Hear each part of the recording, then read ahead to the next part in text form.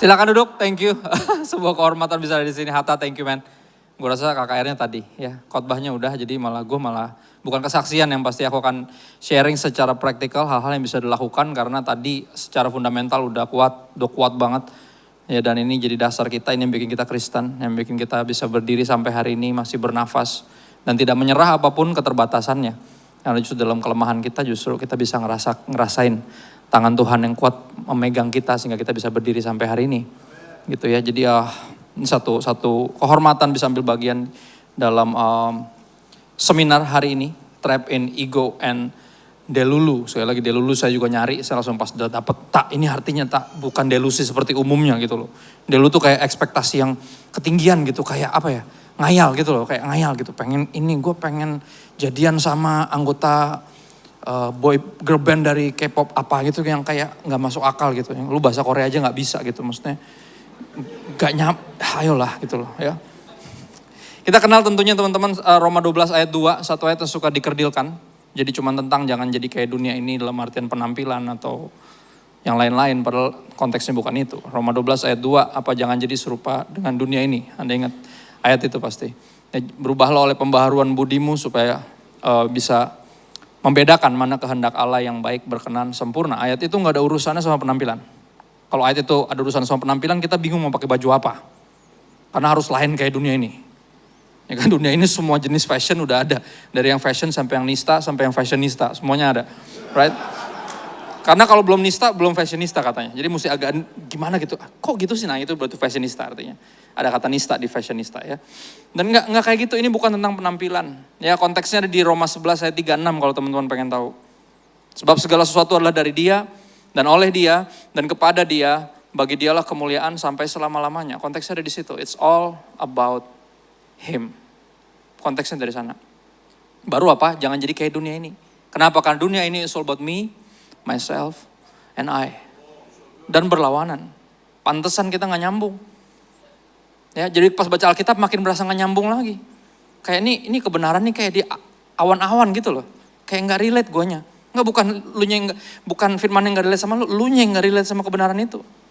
Kita hidup di dalam, sekali lagi, dalam delusi. Itu sebenarnya arti delusi yang sebenarnya, cuman delulu ini kan lain lagi artinya. Ya, dan aku mulai dari situ teman-teman. Ya, bahwa kenyataannya ini sebenarnya semuanya ini dari Tuhan dan mestinya buat Tuhan. Dan dari situlah dimulai justru. Ya, ketika tadi Hatta cerita tentang dia berusaha bunuh diri berkali-kali. Sebenarnya bunuh diri yang sebenarnya bukan bunuh diri secara nyawa, kita menghabisi nyawa kita, bukan. Bunuh diri secara ego, bahwa saya mestinya gak hidup buat diri saya sendiri. Justru ketika kita mati terhadap diri kita sendiri, kita bisa hidup buat Tuhan. Dan di situ justru. Ya ternyata solusinya ada di sana. Jadi saya mulai dengan itu dulu, dengan premis sederhana. Bahwa ini bukan sesuatu yang ngawang-ngawang, tapi sesuatu yang praktikal. Dan kita akan lihat nanti ya di Alkitab tentang ini. Yang pertama bicara tentang ego. Ya, ego dan delusi bagaikan dua sisi mata uang yang kelam.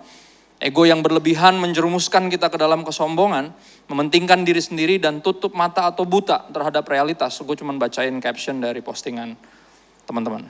Nah, jadi bukan gue nulis kan, terdengar terlalu pintar. Enggak, gue gak sepintar itu captionnya gue bacain. Jadi kalau belum lihat postingannya, itu captionnya.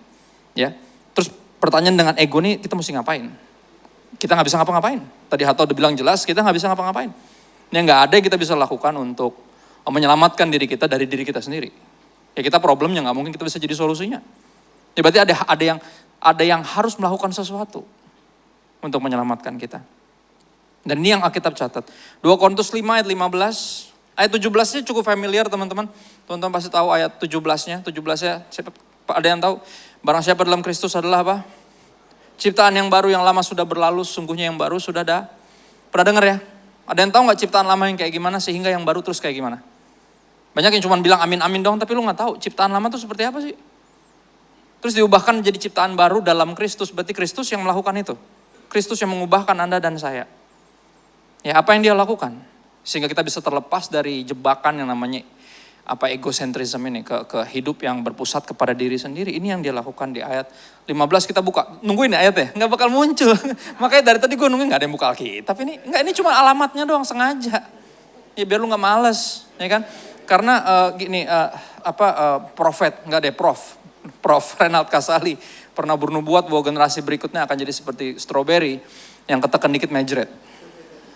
Dan gue gak mau nubuatan itu jadi kenyataan. Dimulai dari apa? Jangan males buka Alkitab. Dimulai dari situ dulu. Jangan kebiasaan diempanin di slide, tinggal lu screenshot, terus posting dan berasa rohani. Nggak. Lu mesti baca sendiri, karena ini dari Tuhan buat lu. Oke, baca sendiri dengan mata lu sendiri, buka HP lu sendiri. Semuanya bawa Alkitab, saya bawa dua-duanya. Ya Alkitab ini cuma gimmick, yang yang benernya ada di sini. Nggak, jaga-jaga doang, soalnya gini, ada orang yang punya pandangan kolot banget sampai hari ini, kalau ada pendeta nggak bawa Alkitab, dia nggak mau dengerin khotbahnya. Jadi saya bawa Alkitab buat orang-orang yang seperti itu. Siapa tahu ada, ya kan? Saya menghormati semuanya, saya nggak pengen ada cuman gara-gara bawa tab, bawa HP, pendeta aku nggak bawa Alkitab, gitu ya kan? Jadi gue bawa, buat gimmick. Right? 2 Korintus 5:15 bilang apa? Dan Kristus telah mati untuk semua orang. Tujuannya apa? Supaya mereka yang hidup nggak lagi hidup buat dirinya sendiri. Lihat, tapi hidup buat siapa? Hidup buat Dia yang udah mati dan dibangkitkan untuk Anda dan saya. Biar kita nggak hidup buat kita, tapi hidup buat Tuhan.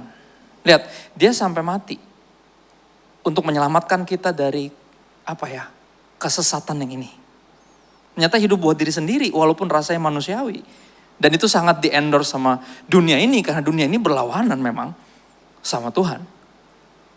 Ya kan? Sampai Yesus mati biar kita tuh gak perlu hidup buat diri sendiri. Ternyata problemnya ada di situ, di ego. Makanya kalau di Jakarta tuh ada yang, kalau zaman anak kecil, zaman saya sekolah dulu ya, bilang ini kagak gitu ego. Gitu. Kagak gitu ego. Kan gitu. Nggak gitu. Right? Itu benar. Ya. Dan Yesus sampai mati. Biar kita bisa jadi apa ya 17. Barang siapa dalam Kristus ciptaan yang baru, yang lama sudah berlalu, sungguhnya yang baru sudah datang. Yang lama hidup buat siapa? Buat diri sendiri. Yang baru enggak lagi hidup buat diri sendiri. Hidup bagi Kristus. Yang udah mati dan bangkit bagi kita. Ya nanti kesimpulannya akan balik ke ayat ini. Ya teman-teman pegang ayat ini, baca. Bener-bener capture, masukin ke hati lo. Nggak perlu, kalau di screenshot, di foto boleh, di posting biar kelihatan rohani, nggak apa-apa. Yang penting jangan sampai lupa. Yang kedua bicara delulu. Delulu ini ekspektasi yang berlebihan ternyata. Padahal dari kata delusi. Delusi itu orang-orang yang hidup dalam pandangan tertentu yang mengira dia benar. Padahal kagak. Hidup dalam hayalannya sendiri.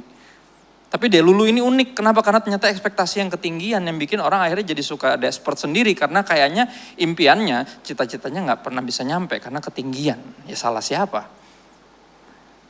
Ya. Kita ke Amsal 21 ayat 2, satu ayat yang menarik. Nggak ada lagi, sekali lagi bisa dibuka. Ya. Sementara delusi atau delulu menjebak kita dalam khayalan semu, mendistorsi realitas dan mengaburkan pemahaman kita tentang kebenaran. Sekali lagi itu caption dari postingan teman-teman di tempat ini. Amsal 21 ayat 2 udah nyampe? Kita baca bareng. Kalau udah katakan amin, kalau belum katakan tunggu. Baca bareng ya, 1, 2, 3. Setiap jalan orang adalah lurus menurut pandangannya sendiri. Tapi Tuhanlah yang menguji hati. Ya ini dia, kita hidup dalam kebenaran kita sendiri. Semua kita mengira kita tuh benar. Perlu enggak? Ya, gue tuh gini, gue kira gue benar sampai gue baca Alkitab. Dan gue baru tahu gue gak benar. Kalau gak ada Alkitab, gue akan hidup dalam delusi. Dalam delulu. Ya kehidupan yang berfokus kepada diri sendiri yang ternyata jadi apa ya? Jadi sumber masalahnya. Kita jadi delulu gara-gara ego sebenarnya. Kita semua mikirin apa yang buat kita. Makanya akhirnya selalu bandingin begitu. Ya, individu yang terjebak dalam ego dan delusi bagikan hidup di dunia paralel. Mereka nggak tersentuh oleh kritik, nggak tergoyahkan oleh fakta, dan terhanyut oleh arus perubahan. Jadi tidak terhanyut dalam arus perubahan gitu-gitu terus. Mereka terkungkung dalam penjara diri mereka sendiri.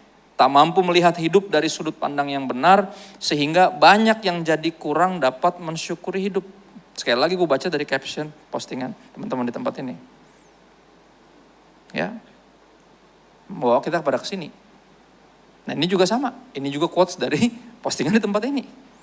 Ya, sering mengeluh dalam hidup itu adalah tanda bahwa kita kurang bersyukur. Kenapa? Insecure. Kan gitu. Obatnya insecure adalah bersyukur, ya kan? Bener kan? Tapi bener tadi pertanyaan Hatta, gimana bisa bersyukur dengan segala keterbatasan, dengan segala kekurangan? Gimana bisa bersyukur? Ya, gimana mau bersyukur kalau kita masih jadi beban buat orang lain dan impian kita tidak tercapai? Terus apa yang harus kita syukuri? Kapan waktu yang tepat untuk kita bersyukur? Terus gimana cara kita merespon hal ini dengan benar? Ya.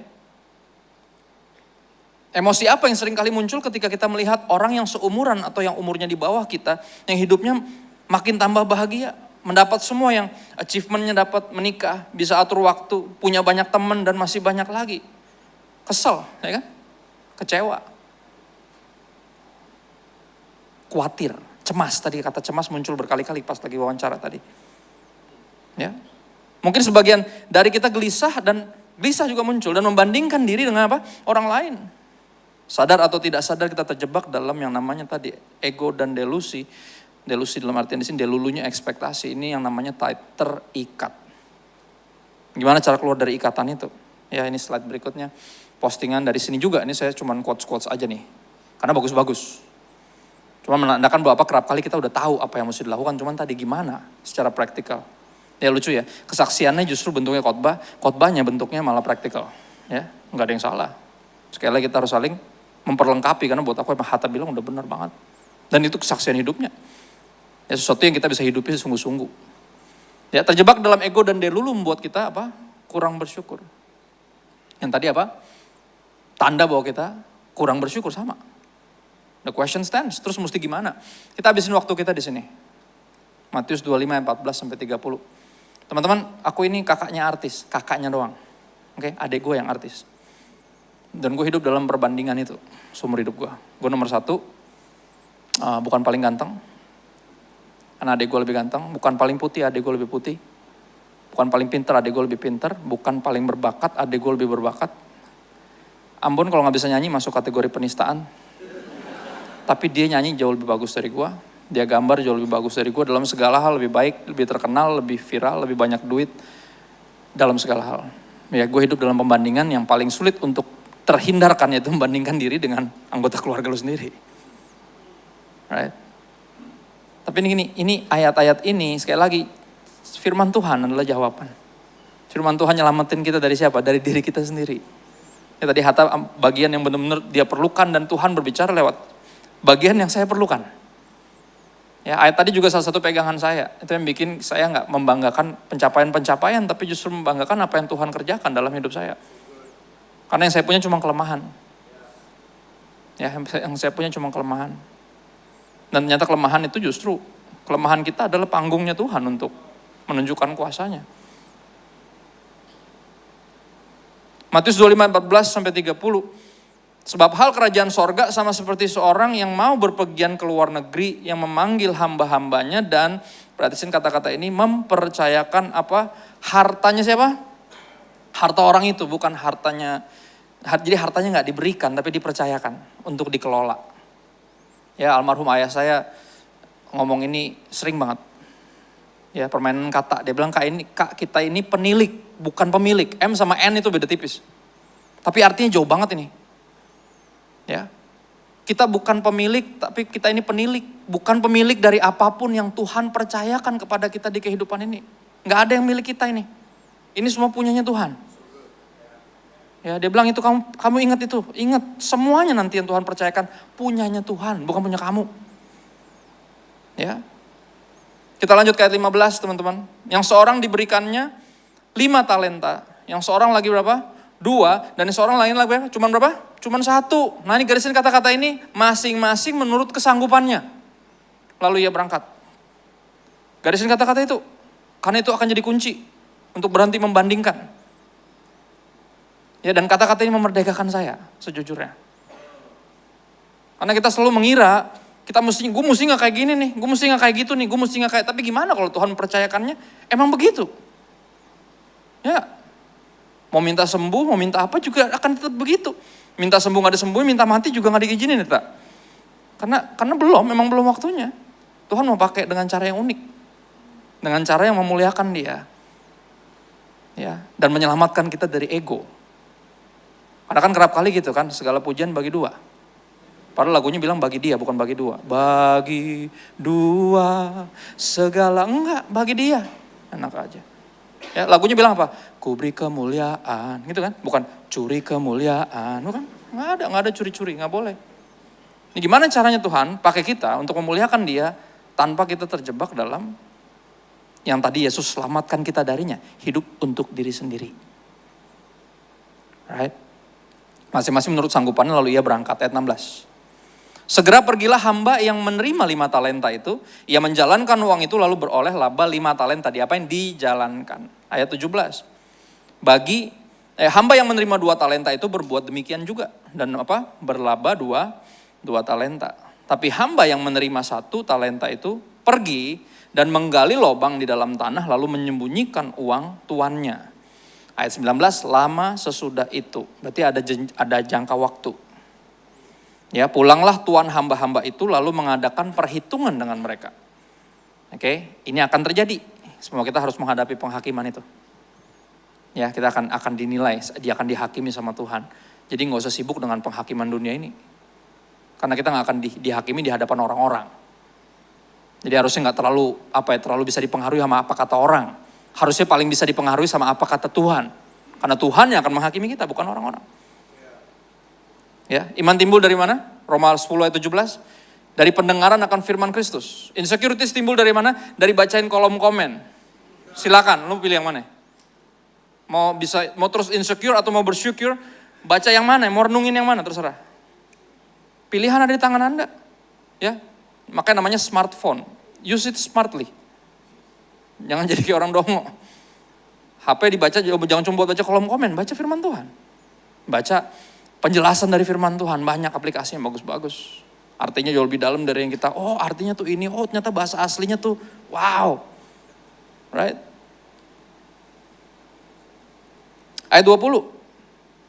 Hamba yang menerima 5 talenta itu datang dan ia membawa berapa? 5 talenta. Katanya, Tuan 5 talenta Tuhan percayakan kepadaku, lihat aku telah beroleh laba 5 talenta. Ayat 21, maka kata tuannya itu kepadanya, baik sekali perbuatanmu itu, hai hambaku yang baik dan setia. Garisin kata-kata hambaku. Karena kata ini akan dipakai juga bahkan buat yang enggak benar. Akan disebutnya hamba juga dan itu interesting. Ya, engkau telah setia dalam perkara kecil, garisin juga kata-kata perkara kecil. Aku akan memberikan kepadamu tanggung jawab dalam perkara yang besar. Masuklah dan turutlah dalam kebahagiaan Tuanmu. Nah, ini aku quotes lagi almarhum ayahku nulis kayak gini. Dia bukan nulis, dia ngomong seperti ini selalu. Dia selalu ingetin saya, pokoknya semua yang ada di kehidupan kita yang sekarang di bumi ini, itu perkara kecil. Ya, sebesar apapun kelihatannya, itu perkara kecil. Kenapa? Karena perkara besarnya adalah turut memerintah bersama Bapa kita di sorga. Jadi di bawah kolong langit ini, sekali lagi kita udah setia dalam perkara kecil. Dulunya udah orang susah, sekarang jadi bos, bekas orang susah. Dan berasa udah besar. Mengira ini perkara besarnya, ternyata itu masih perkara kecil. Yang harus setia dari nggak punya sampai punya banyak, tetap harus setia. Ya karena perkara kecil semua ini. Jadi jangan salah paham kata si Papa. Ya dari masih beres-beresin bangku gereja sampai jadi ketua sinode, kita ini masih hamba. Ini masih perkara kecil. Setia. Ya. Balik lagi ke pembacaan kita. Lalu datanglah hamba yang menerima 2 talenta itu, katanya, Tuan, 2 talenta Tuhan percayakan kepadaku, lihat aku telah beroleh berapa? 2 talenta, laba 2 talenta. Ayat 23, maka kata tuannya itu kepadanya, baik sekali perbuatanmu itu, hai hambaku yang baik dan setia. Engkau telah setia memikul tanggung jawab. Kali ini kalimatnya berubah. Tadi Kau telah setia dalam perkara kecil. Sekarang bicara tentang tanggung jawab. Karena semuanya bentuknya tanggung jawab. Kenapa? Makanya mesti dipertanggungjawabkan. Ya, kau telah setia memikul tanggung jawab dalam perkara yang kecil, aku akan memberikan kepadamu tanggung jawab dalam perkara yang lebih besar. Jadi kalau merindukan sesuatu yang besar, mesti siap apaan? Bertanggung jawab. Makin gede yang lu pengen, makin ribet urusan lo. Nangkep gak? Orang suka gitu, kadang pengennya yang lebih besar tapi gak mau ribet. Gak ada. Makin banyak yang dipercayain, ya gini, omnya Spider-Man yang ketembak deh. Ya kan? Omnya Spider-Man dibunuh, Ben Parker ngomong apa? From great responsibility. From great power come great responsibility. Jadi kalau lu pengen sesuatu yang lebih besar, ayo. Siap gak bertanggung jawab? Yang ini aja belum bertanggung jawab. Pacaran aja gak beres mau merit. Ya kan? Ya udah kerja sih, cuman gini, nabung aja gak pernah mau merit gimana? Kerja cuman buat self reward. Self reward aja terus, kapan meritnya? Merit kan pakai duit, bukan pakai cinta. Ya dong, bener gak? Tapi duit aja gak cukup kan? Harus sungguh-sungguh. sama Tuhan, cuman gitu. Gimana mau sungguh-sungguh sama anak Tuhan, sama Tuhan aja gak sungguh-sungguh, kan gitu. Kan kita suka pengen sesuatu yang melebihi kemauan kita, kerelaan kita untuk bertanggung jawab. Gak nyambung. Itu yang bikin kita kesal sendiri. Kenapa? Karena pengennya apa? Pengennya ini, pengennya itu, tapi gak ada usahanya. Maksudnya gak siap untuk, kalau dikasih juga bingung. Ya kan berapa dari kita belum siap pacaran. Orang masih terikat pornografi kok. Pacaran yang ada bukan lu malah tambah hancur. Lu jadi punya pelampiasan dari kekonyolan lu. Gini, pas sendiri aja gak sungguh-sungguh sama Tuhan, apalagi pas pacaran. Berapa banyak dulu yang sebelum pacaran pelayanan, rajin bener. Pas masih jomblo, pas udah pacaran udah mulai, aduh jangan gue terus dong main drum tiap minggu, ganti-gantian lah. Sekali-kali gue pengen juga jalan lah sama cewek gue. Cuy lo belagu banget yang baru jadian kan gitu. Lihat gak? Pas udah mulai punya pacar, gak bisa all out itu lagi pelayanan, udah mulai mikirin pacarnya, ya kan? Lihat gak? Belum siap sama sekali. Karena single aja gak buat Tuhan, apalagi pacaran. Ke distract pasti. Ya. Balik lagi ke kalimat apa masing-masing berdasarkan kesanggupannya, siap gak untuk dikasih tanggung jawab yang lebih gede. Itu kan secara praktikal. Ini yang bantu kita untuk gak ngayalnya ketinggian gitu loh. Yang tadi gue bilang, lu naksir sama anggota girl band Korea, right? K-pop, oke. Gini, dimulai dari sesuatu yang sederhana. Belajar bahasa Korea aja dulu. Itu aja dulu deh. Jangan cuma dengerin lagunya doang, ngerti emang lo? Jogetannya lu apal, gak ngaruh, dia juga gak kagum ngeliat jogetannya. Enggak ada les lu kalau mau jadi nama gue coba joget. Bisa mirip gak? Enggak gitu. Enggak ngerti dia ngomong apa. Belajar aja dulu bahasa Korea yang gampang-gampang deh. Dari hal yang sederhana dulu. Yang gitu aja udah males, ya kan? Nggak nyampe. Nah ini secara praktikal, sekali lagi aku bagikan sesuatu yang praktikal. Yang ayat 24. Kini, nah ini problemnya dimulai di sini. Datanglah juga hamba yang menerima 1 talenta itu dan berkata, malah ngegas nih bocahnya nih. Memang ciri-ciri orang salah pasti ngegas. Kalau ada tabrakan di jalan, lihat aja siapa yang salah, lihat yang lebih galak. Most of the times pasti dia yang salah. Karena biar gak kelihatan salah, jadi dia galak. Right? Kini datanglah juga hamba yang menerima 1 talenta itu berkata, Tuan, aku tahu bahwa Tuan adalah manusia yang kejam. Wow. Yang menuai di tempat di mana Tuhan tidak menabur dan yang memungut dari tempat di mana Tuhan tidak menanam. Karena itu aku takut. Kenapa? Karena menurut dia takut gara-gara apa? Menurutnya Tuhan itu kejam. Karena dia pengennya apa? Dia itu pengen nuai di mana tempat dia nggak nabur. Ini orang benar-benar ajaib nih.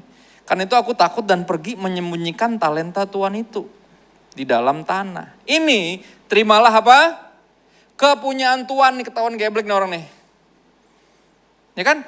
Lu mau nabur di tempat, lu pengen nuai tempat lu gak nabur. Tapi apa? Nih, punya lo itu ditabur nyong walaupun cuma 1. Aneh lo, bener gak?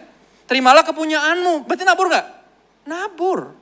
Berarti dia ngomongin cuma alasan. Dan takutnya juga sama, alasan. Dan di pengenalan akan Tuhan atau Tuhan kita itu penting. Kalau kita akan terus never make any changes and always make excuses. Selalu playing victim. Kalau lu kasih gue tubuh yang gak seperti ini, gue gak mungkin kayak gini. Coba gue lebih ganteng. Kan gitu, ya kan? Seperti sebagai orang yang membandingkan diri dengan adiknya sendiri yang jauh lebih ganteng. Coba gue lebih ganteng, udah pasti gue yang jadi artis. Gak mungkin dia, kan gitu. Right? Akhirnya Alkitab menyelamatkan saya pas saya baca kisah Yusuf. Yusuf itu bermasalah karena ganteng. Bener gak? Gara-gara ganteng istri bosnya naksir. Istri bos kalau udah naksir kan dia gak bisa ngedapetin apa yang dia mau. Ya, lu punya duit, punya kuasa. Bener gak? Akhirnya apa bermasalah? Dia masuk penjara gara-gara terlalu ganteng. Di situ gue akhirnya elus dada dan bilang, puji Tuhan, gue gak ganteng-ganteng amat. Nanti gue pikir kalau lebih ganteng dari sekarang, gue gak akan kena masalah. Enggak, masalah gak ngelihat rupa. Mau ganteng mau enggak bermasalah aja. Ya, jadi jangan sampai udah gak ganteng, nyolot lagi. Ini kan, ayolah. Bayangin, dia udah gak ngapa-ngapain loh. Dia gak ngapa-ngapain, yang lain tuh mengupayakan, menjalankan. Dia gak ngapa-ngapain, ngegas. Wow. Dan ini perlindungan pribadi. Apa yang udah lo lakukan? Dengan apa yang Tuhan percayakan? Karena alasan apapun nggak bisa dipakai nanti di hadapan Sang Hakim Agung itu. Ya, malam ini kok ada keputusan yang mesti diambil, salah satunya apa? Tentunya dari menerima berita Injil yang sesungguhnya, membebaskan kita dari ikatan itu. Tapi yang berikutnya secara praktikal apa? Mulai berhenti membuat alasan. Orang yang sibuk bikin alasan nggak pernah terjadi perubahan dalam hidupnya. Ya, ayat 26 kita lihat respon tuannya. Jawab tuannya itu, hai kamu hamba yang jahat dan malas. Ini ya disebutnya masih hamba. Jadi ada satu jenis manusia namanya hamba, pengabdi. Pengabdi siapa ya itu pertanyaannya? Hamba yang kayak gimana? Yang baik dan setia atau yang jahat dan malas?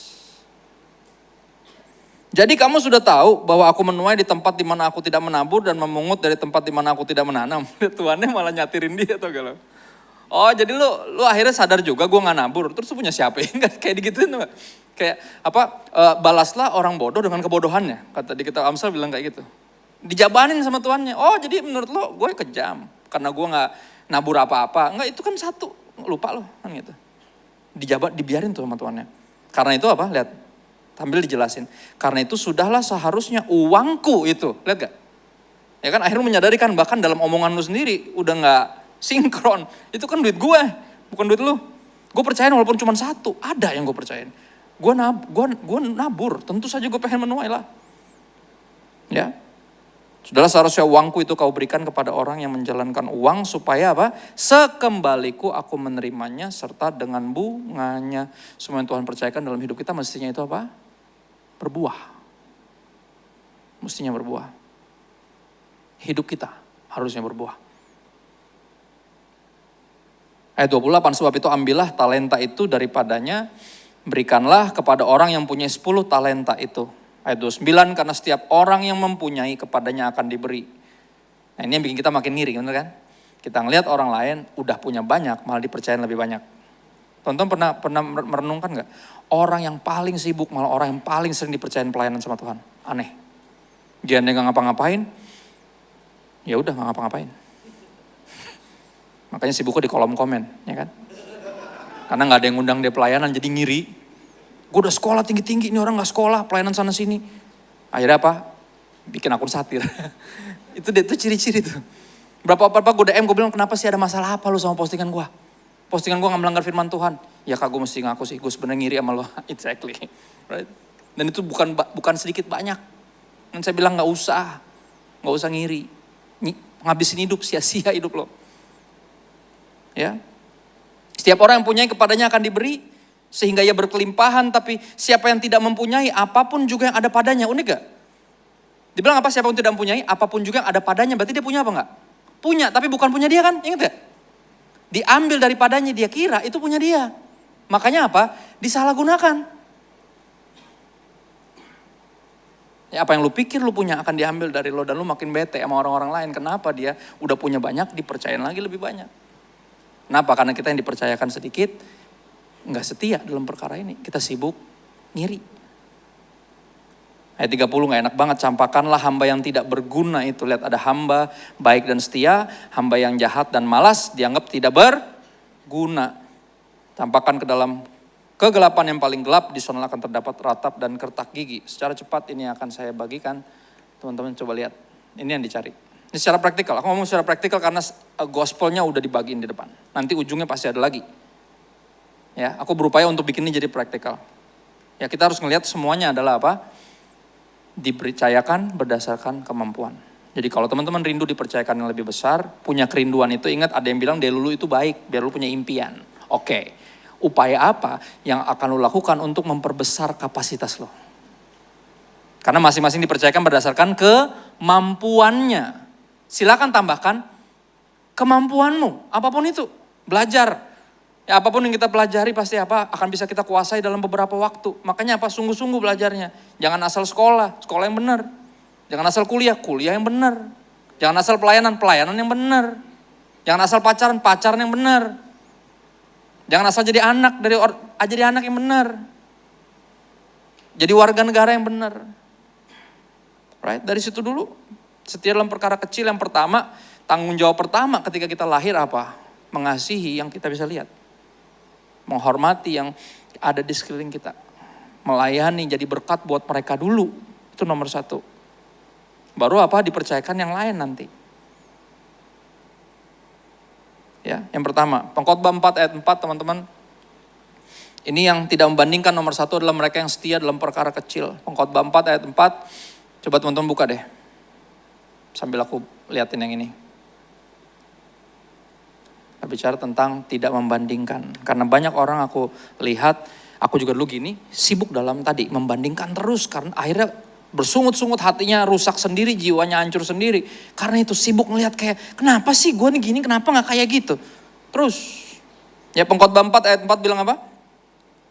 Dan aku melihat bahwa segala jeripayah dan segala kecakapan dalam pekerjaan adalah iri hati seseorang terhadap yang lain. Ini pun kesia-siaan dan usaha menjaring angin. Gak ada gunanya. Jadi jangan sampai kita melakukan apapun karena gak mau kalah sama yang lain. Kesia-siaan upaya menjaring angin. Capek ya, tak ya? Nanti lu bilang bener, capek. Karena bukan itu yang harusnya kita lakukan. Ya, kita mestinya gak membandingkan. Harusnya Setia dalam perkara kecil. Sama kayak siapa? Pengelola uang yang pertama yang dipercayakan 5, dia kembangin jadi 5 jadi 10 totalnya. Dikembangkan 100%. Ya, berikutnya dicari adalah yang tidak menyalahgunakan. Apa yang Tuhan percayakan? Dipakainya benar nggak? Atau disalahgunakan? Yang tidak menyalahgunakan adalah orang-orang yang seperti ini, yang setia memikul tanggung jawab dalam perkara kecil. Kayak siapa? Pengelola uang yang kedua. Yang pertama disebut Kau telah baik dan setia dalam pekerjaan gitu ya. Yang kedua adalah berbicara tanggung jawab. Dan yang terakhir, yang ketiga adalah dicari yang mengembangkan. Ya, mendingan sibuk mengembangkan daripada sibuk membandingkan. Tapi ini yang terjadi.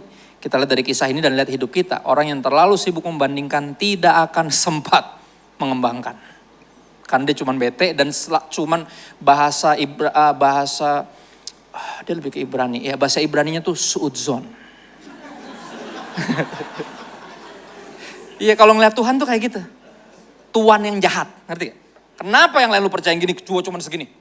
Jawabannya apa? Ya yang segini aja lu gak kembangin. Ngapain gue percayain lebih banyak, ngaco?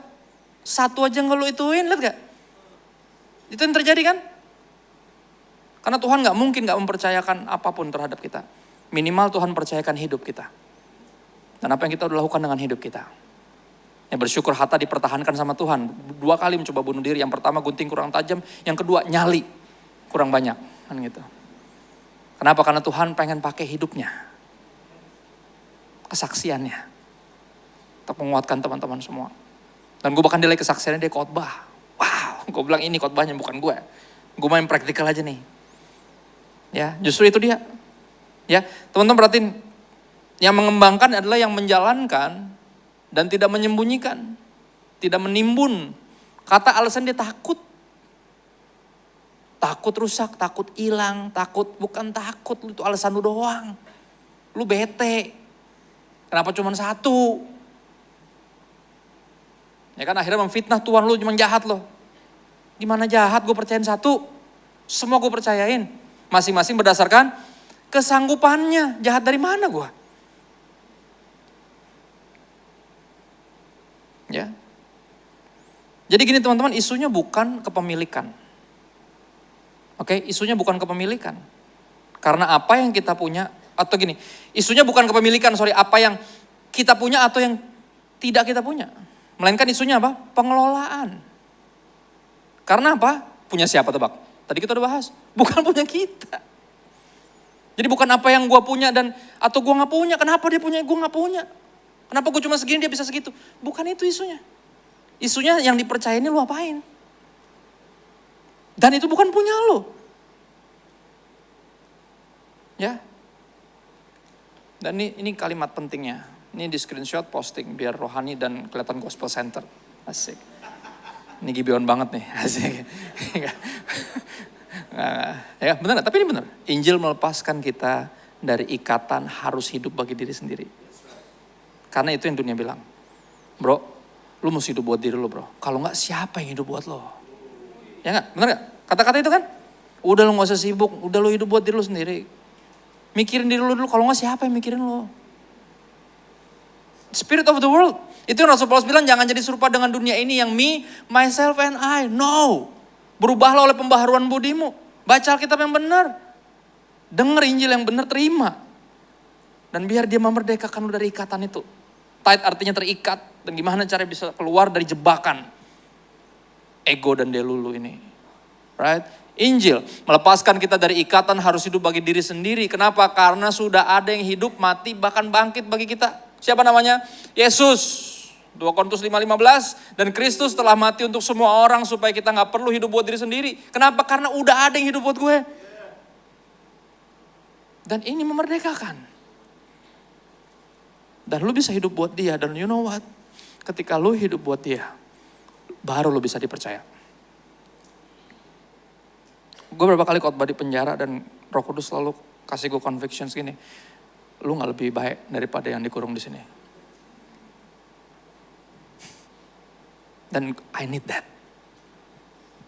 Gue perlu itu tiap waktu. Untuk bergantung sama berita yang memerdekakan gue. Dari ikatan hidup buat diri gue sendiri. Teman-teman, aku tadi lagi denger lagu. Satu lagu judulnya The Art of Joy. Dari album The Art of Joy. Yang nyanyi namanya Jackie Hill Perry. Dia seorang perempuan yang struggling dengan lesbianism. Right? Dan dia akhirnya mengenal Injil.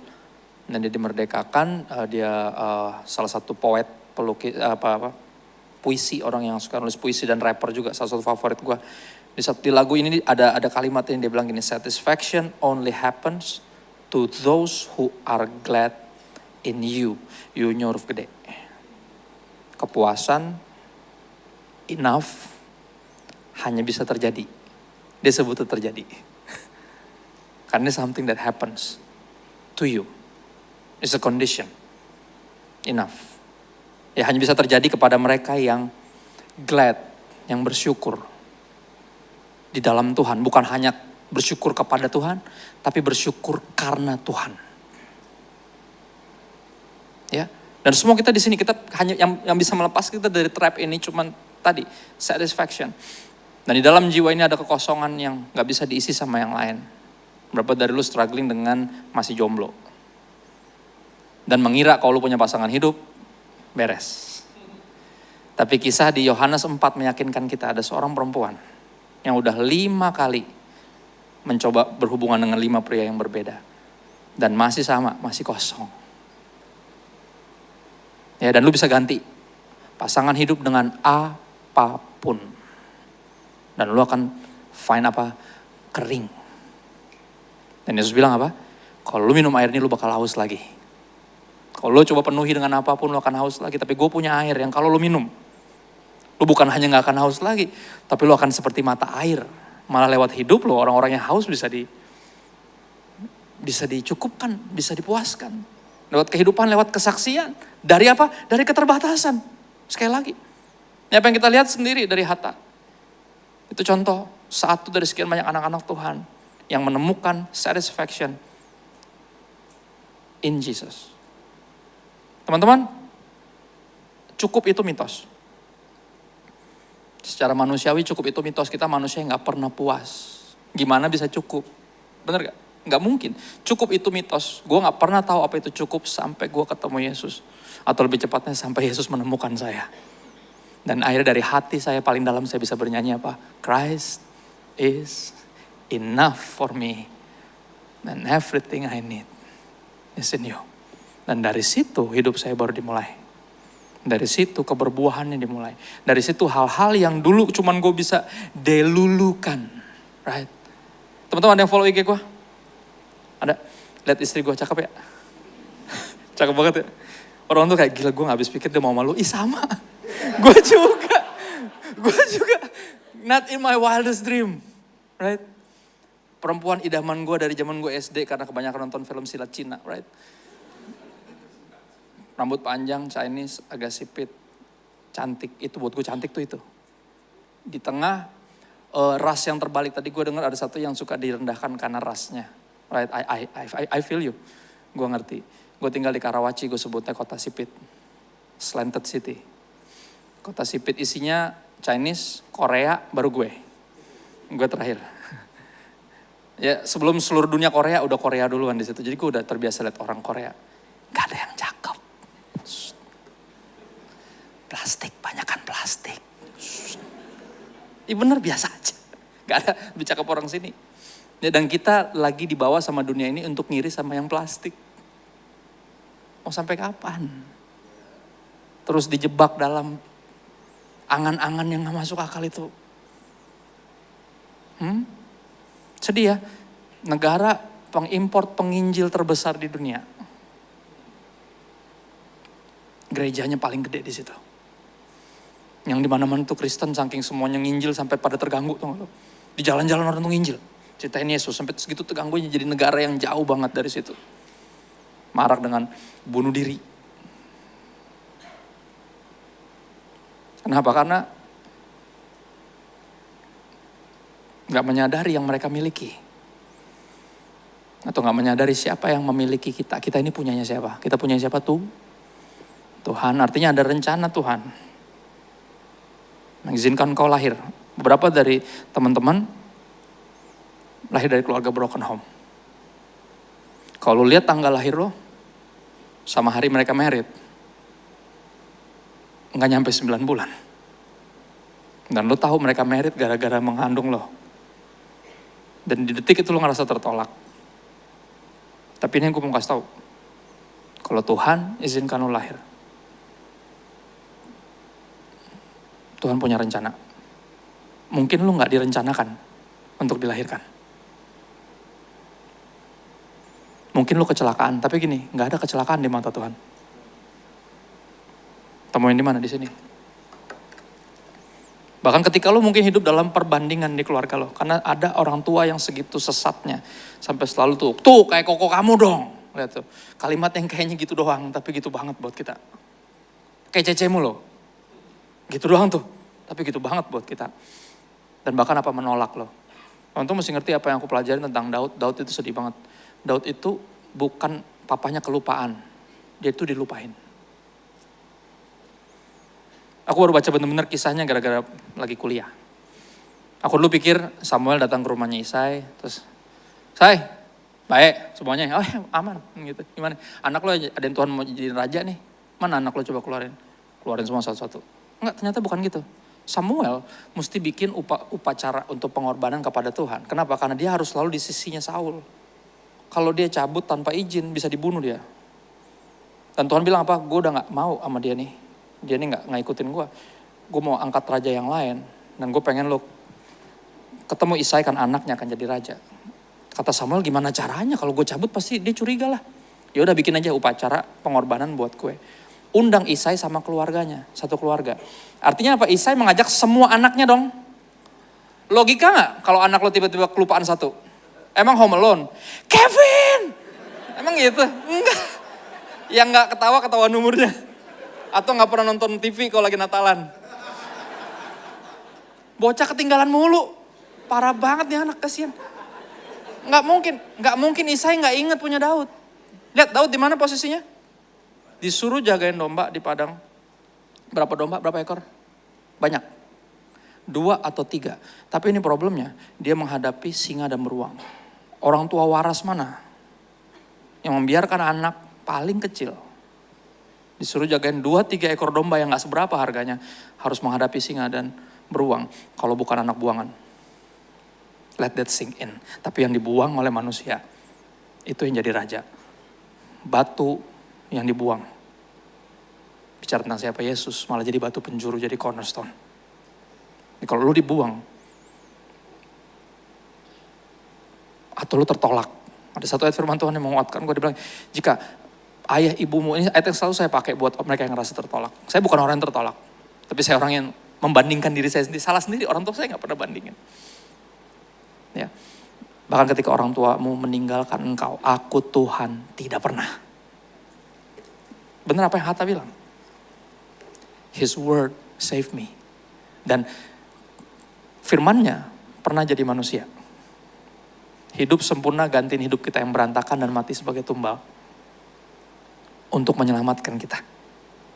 Utamanya dari apa? Self-centeredness. Jadi kalau Tuhan lagi mau turunkan lu dari tahta, it's for your own good. Jangan dilawan, obey. Karena hanya ketika dia bertahta dan lu hidup buat dia, semuanya baru make sense. Dia baru percaya yang gak masuk akal. Tiap pagi gue bangun dengan kebingungan.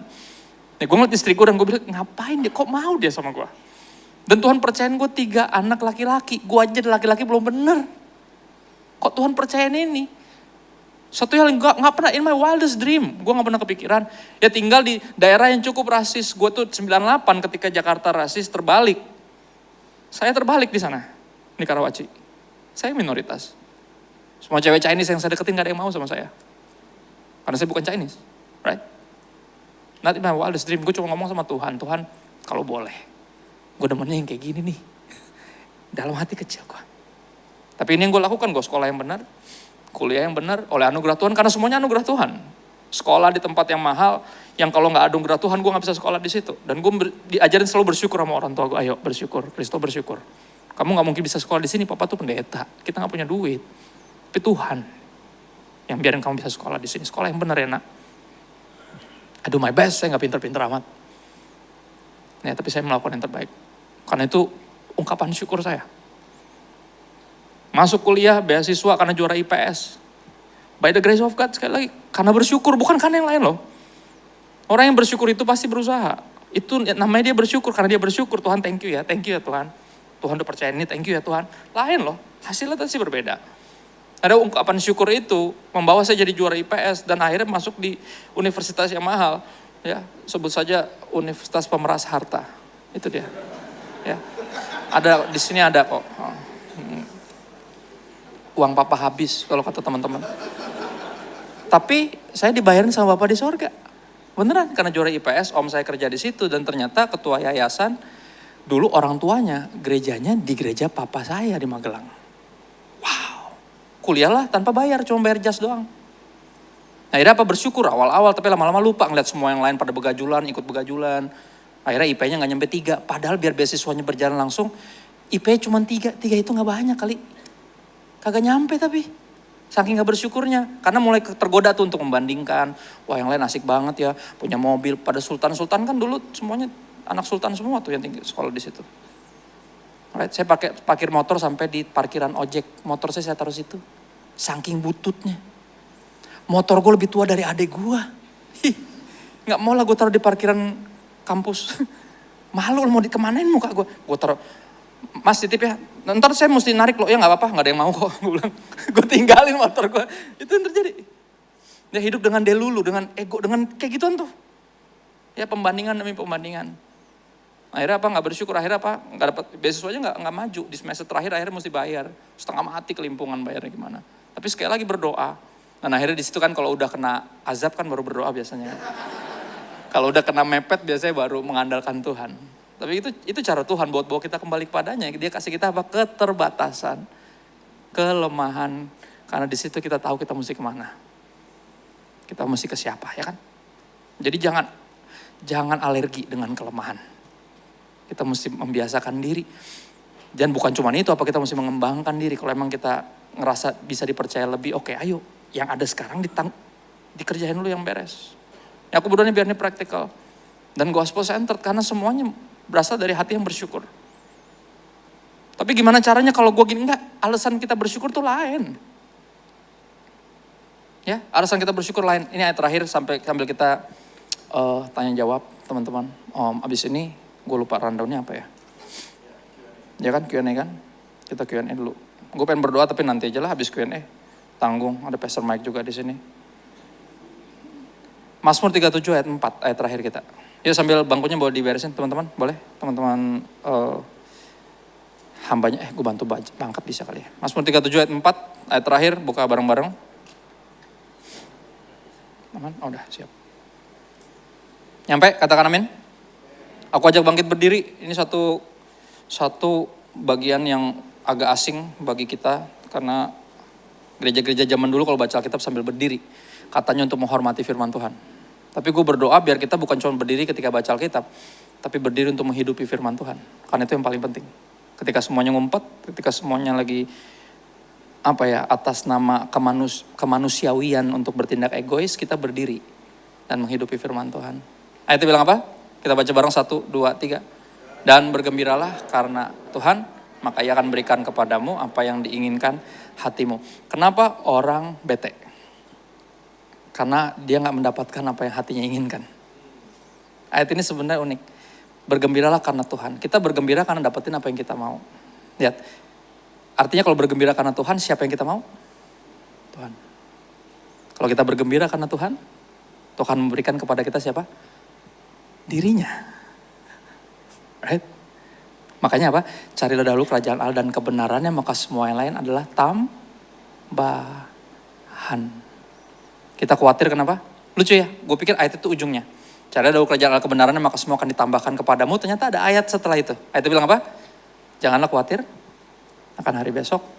Karena hari besok punya kesusahannya sendiri. Kesusahan sehari cukup untuk sehari. Kekhawatiran kita gak menambah apapun, bahkan menghancurkan kemungkinan untuk kita bersyukur. Yang membuat kita bisa lebih efektif, bisa lebih berbuah ketika kita bersyukur, mengerjakan dengan ungkapan syukur. Ya, ternyata apa? Kekhawatiran timbul dari mana? Yang membuat kita jadi tadi. Terlalu gini, Tim Keller, almarhum Tim Keller, aku gak mau kutip Keller karena membuat aku jadi terlihat lebih injili kan gitu, karena ngutip Keller, karena kurang kalau belum ngutip Keller, right? Tapi almarhum Keller harus saya kutip dalam hal ini, kan dia bilang bagus. Orang yang minder sama yang sombong itu sama-sama ngaco. Sombong terlalu tinggi menganggap dirinya, minder terlalu rendah menganggap dirinya, dua-duanya sama problemnya, terlalu mikirin diri sendiri. Wow. Akhirnya 2 Korintus 5:15, dan Kristus sudah mati buat kita. Semua orang supaya hidup gak lagi hidup buat diri sendiri. Ya gara-gara ego kita jadi delulu, bener gak? Itu saling memberi makan tuh. Dan Kristus mati untuk itu loh, ini segitu pentingnya. Kan dia tahu hidup kita akan sia-sia kalau kita hidup buat diri sendiri. Berapa banyak yang tahu Albert Einstein itu Kristen? Gue gak tahu nih quotes-nya bener apa enggak, tapi ini yang kata internet dia mau ngomong. Dia bilang gini, hidup yang berguna adalah hidup yang tidak dihidupi untuk diri sendiri. Dan terdengar Kristen banget. Ya gak sih? Kenapa? Karena udah ada yang pernah hidup buat saya. Makanya saya dibebaskan untuk gak hidup buat saya lagi. Dan jadi apa? Tidak terbunuh sama si delulu tadi. Aku ingin begini, aku ingin begitu. Ingin ini, ingin itu, banyak sekali. Terusnya. Semua dapat dikabulkan. Dapat dikabulkan dengan. Lihat, gue lagi nonton Doraemon di hari sekolah minggu. Karena rumah gue di gereja. Nenek gue bikin gereja. Pas lagu itu berhenti, tiba-tiba apa? Nenek gue bilang, Kristo, sekolah minggu. Iya, akhirnya apa yang terjadi? Semua dapat dikabulkan dalam nama Tuhan Yesus. Karena gue pindah sekolah minggu. Dan itu yang gue pikir seumur hidup gue. Gue minta apapun dalam nama Yesus pasti dikasih. Terjebak di delulu yang berikutnya. Versi rohani Kristen. Delulu Rockris namanya.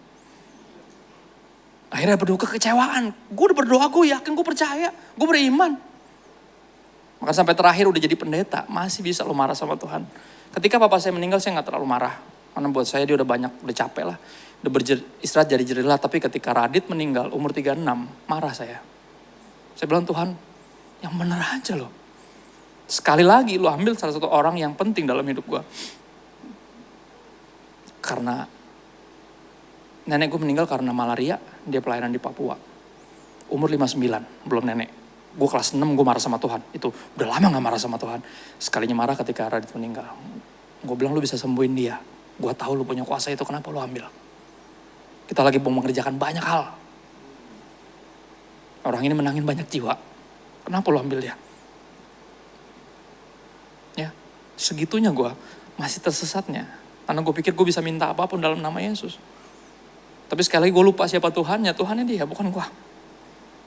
Kita berdoa bukan untuk mengingatkan Tuhan. Kita berdoa untuk mengingatkan diri bahwa kita bukan Tuhan. Dan kita punya Tuhan.